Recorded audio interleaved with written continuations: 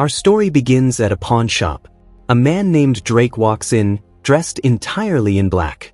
He circles around the shop, carefully observing everything, then places an antique timepiece in front of the shopkeeper. But the shopkeeper says it's just an imitation. The watch is still ticking though, because it's actually a bomb. After the explosion, several masked men storm inside. Turns out this pawn shop is just a front. Behind the scenes, all kinds of illegal activity are taking place. There are parties going on, like it's some kind of underground club. Drake grabs the manager. The manager nervously tells him, "We moved it all to the headquarters this afternoon." But Drake doesn't believe him. He shoots him in both ears to make him tell the truth. The manager leads them to a secret room hidden behind a row of lockers. The room is packed with cash. Drake and his crew stuff all of it into their suitcases. Drake is about to kill everyone in the room, but one of his partners stops him, saying these people didn't see anything. So Drake puts his gun away and instead blows them all up with a grenade. They take the money to a meeting spot, where their real leader, Rhodes, tells everyone, lay low and don't meet each other. In a few days, we'll split the money like usual. Now, their pilot today is someone new. The previous pilot is no longer with them.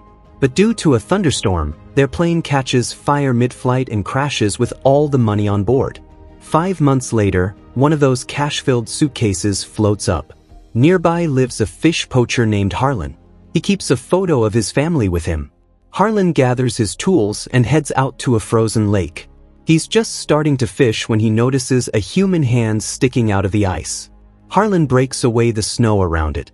It's the dead pilot, and right next to him is the suitcase. Harlan pulls it out. He breaks the locks and opens it. The case is filled with cash. Harlan is completely stunned. He can also see the wreckage of the plane below, submerged in the lake. Harlan takes the suitcase full of cash back to his tent. The scene shifts to the next day. A Native American game warden named Ani calls out to some tourists, telling them the lake is closed. The ice is less than 4 inches thick. One tourist arrogantly asks, "Who's gonna stop us?" The sheriff is standing right there, silent. He doesn't say anything to the tourists, but Ani clamps a wheel lock on their car. The sheriff tries to stop her, but Ani doesn't listen. Eventually, the sheriff has to calm the tourists down himself. Afterward, the sheriff tells Ani that a man named Jed has his truck stuck out in the middle of the lake. Ani heads in that direction. Meanwhile, the scene shifts to another member of the gang, a guy named Penn. He's left his criminal life behind and become a father now. But then Drake shows up at his door. He tells Penn that the tracker was tripped yesterday on the lake. That means their $20 million is down there, beneath the ice. They'll need diving equipment to get it out. Penn is a local, so they can use him as a guide. When they reach the lake, Penn tells them that in 10 hours, the ice will start melting. But their tracker is moving under the ice. It could be the current, or it could be another person. Back on the lake, Ani arrives to help Jed, whose truck is stuck in the ice. Just then, Harlan comes walking toward them. Jed tells Ani that Harlan lives off the land, searching for his wife. Ani starts questioning Harlan, asking if he has a fishing license. While checking his belongings, she finds the suitcase full of cash. She asks him, "What is this?" Harlan tells her he found it under the ice. But Ani doesn't believe him. She searches him further and then ties his hands. She calls the sheriff and tells him, "I found a poacher up here with a suitcase full of cash." And just then, Drake's team arrives. Drake says, "I think you got something of ours." He aims his gun at everyone. But when he sees there's only one suitcase, he asks, "Where's the rest?" Ani has no idea what he's talking about. To save Ani, Harlan attacks Drake. Taking advantage of the moment, Jed grabs his gun too. A gunfight breaks out between them. Serena shoots Jed. Ani jumps into her car and tries to escape, but her car is still tethered to Jed's truck. Harlan frees her vehicle. The two of them speed off together, but Serena jumps into the car with them. Harlan kicks her out of the moving car, but the suitcase falls through the ice into the water below. Meanwhile, Drake survived the gunfire thanks to his bulletproof vest. But their SUV's tire is punctured. On the other side, Ani asks Harlan, "What is all this?" Harlan tells her there's a plane under the ice. There's more money inside it. That's all Harlan knows. Ani starts thinking, I'm not supposed to be doing these kinds of things. She radios the sheriff and tells him, send help now. The sheriff replies, I'm on my way. But then Ani's car breaks down and stops right in the middle of the lake. At Harlan's request, Ani unties him. They each tie one end of a rope around themselves and start walking across the ice. But up ahead is gray ice, which will be even more dangerous to cross.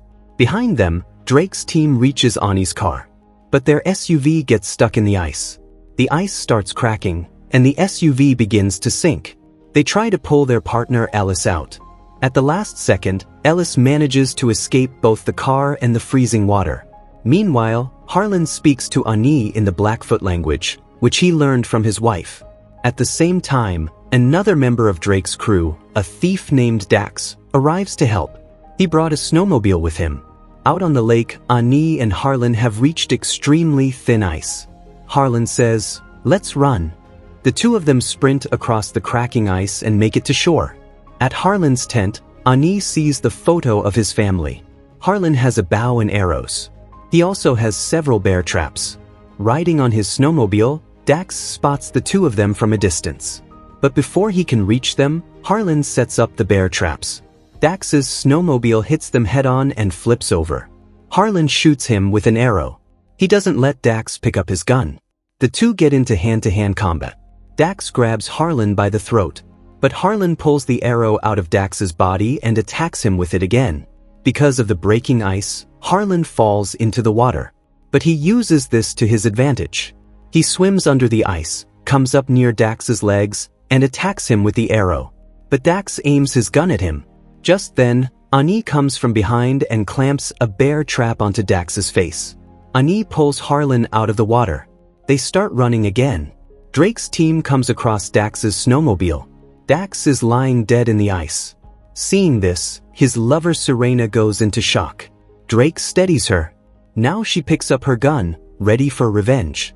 Up ahead, Ani is taking Harlan to a secret spot that not many people know about. But Harlan's condition is getting worse from the cold. Serena opens fire on them. They're leaving trails in the snow, so Ani and Harlan start moving through the water instead. Penn realizes they've taken the water route.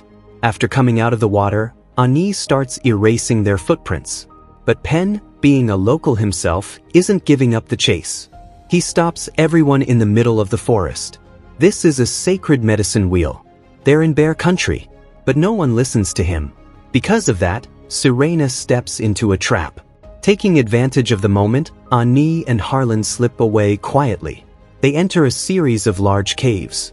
Drake's team won't be able to find them here. Drake's team breaks into a nearby cabin. Serena's leg is injured. They treat her wound. Ani lights a fire to warm Harlan up. She asks him, is it true that you're looking for your wife? Harlan says no. My wife is dead. Harlan explains that when he was in Afghanistan, they lost their daughter. She died from a lung infection. And when Harlan came home, it was like his wife was already gone. She wouldn't let Harlan touch her. She stopped talking until the house was just silent. Then Harlan turned to alcohol to cope. He doesn't know how long she'd been dead when he found her. Meanwhile, Rhodes himself arrives to join his team. Drake tells him, everything is under control. It's just a game warden and a poacher. Rhodes consoles Serena. Back in the cave, Ani and Harlan are still talking about his wife. Ani tells him, my people have a cleansing ritual. It helps us mourn our loved ones and then afterward, we move on.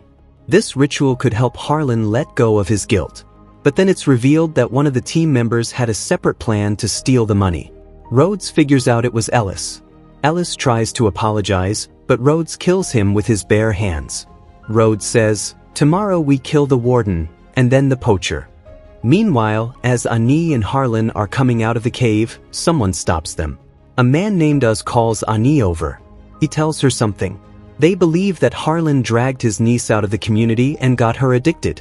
But Harlan says that's not what happened. We lost our child. Uz is angry at Harlan over this. Harlan says, we loved each other. Ani calms them down. We have to survive these people first.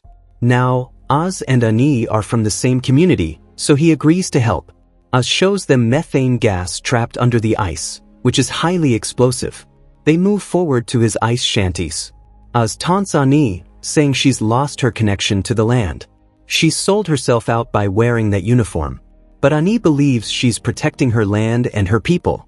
Harlan walks over to Oz and tells him, "The people chasing us are looking for a plane filled with millions in cash." He says, "I don't want the money, but your tribe could benefit from it." But Oz says, "So you came here to buy us off with money?" A few moments later, the sheriff arrives. He says backup is coming. "Just tell me where the plane is." Headquarters wants to know the location.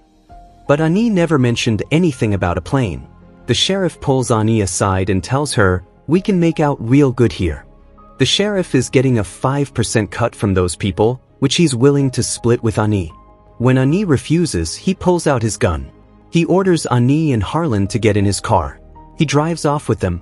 Meanwhile, Penn stops Drake from lighting a cigarette because there's methane trapped in the lake. From there, Serena spots the sheriff heading toward them.